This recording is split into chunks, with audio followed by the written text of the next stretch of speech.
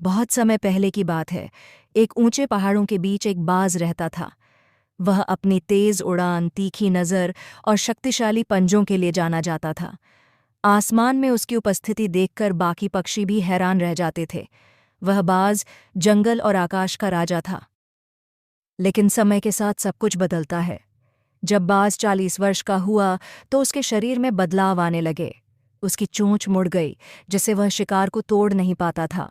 उसके पंख भारी और चिपचिपे हो गए, जिससे वह तेज उड़ान नहीं भर पाता था।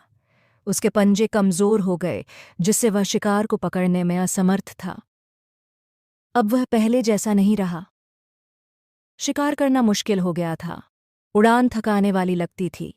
धीरे धीरे वह बाज अकेला और निराश हो गया। अब उसके पास दो ही रास्ते थे, या तो धीरे धीरे मर जाए या फिर खुद को पूरी तरह बदल डाले। उसने दूसरा रास्ता चुना।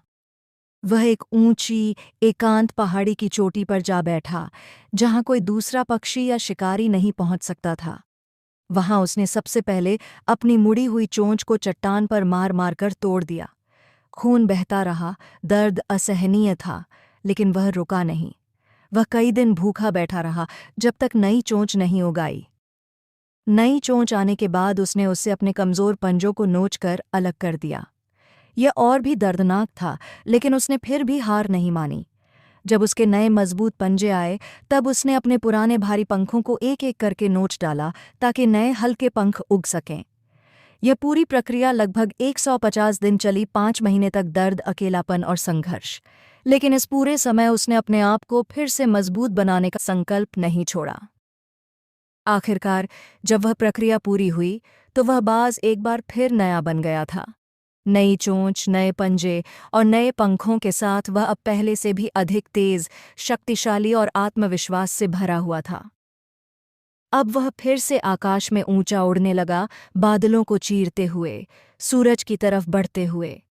अब वह न सिर्फ एक शिकारी था, बल्कि एक प्रेरणा बन चुका था।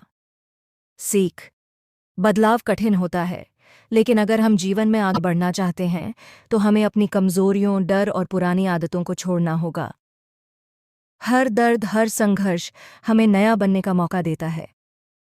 हर अंत एक नई उड़ान की शुरुआत हो सकती है, अगर हम हिम्मत करें।